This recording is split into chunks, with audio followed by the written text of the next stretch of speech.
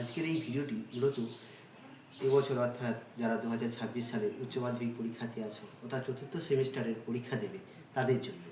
আজকে আমি তোমাদের ভূগোল বিষয়ের বেশ কিছু গুরুত্বপূর্ণ প্রশ্নের কথা বলবো, যে প্রশ্নগুলো তোমরা যদি রেডি করে নিতে পারো তাহলে কিন্তু তোমাদের পরীক্ষাতে চিন্তার কোনো কারণই থাকবে না।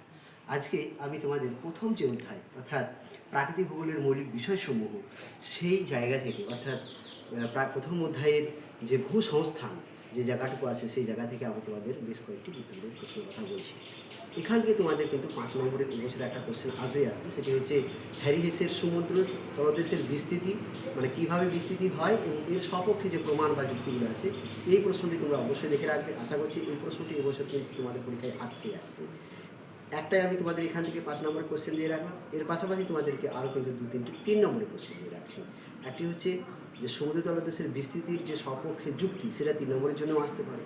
এর পাশাপাশি তোমরা যে পাত সংস্থান তত্ত্ব রয়েছে তার কারণ অর্থাৎ পাতের চলনের কারণগুলো কী সেটা দেখে রাখবে।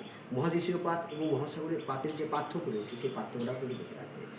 আর তোমাদেরকে 2 নম্বরের 2-3টে কোশ্চেন দিয়ে রাখছি। তার মধ্যে সবথেকে যেটা বেশি ইম্পর্টেন্ট সেটা হচ্ছে বেনিয়োগ জোন এবং বৃত্তচাপীয় যে দ্বীপমালা, সেটাও কিন্তু খুবই ইম্পর্টেন্ট। 2 নম্বরের জন্য সমুদ্রপক্ষের যে বিস্তৃতি তার সপক্ষের যুক্তি, এটাও কিন্তু দেখে রাখবে।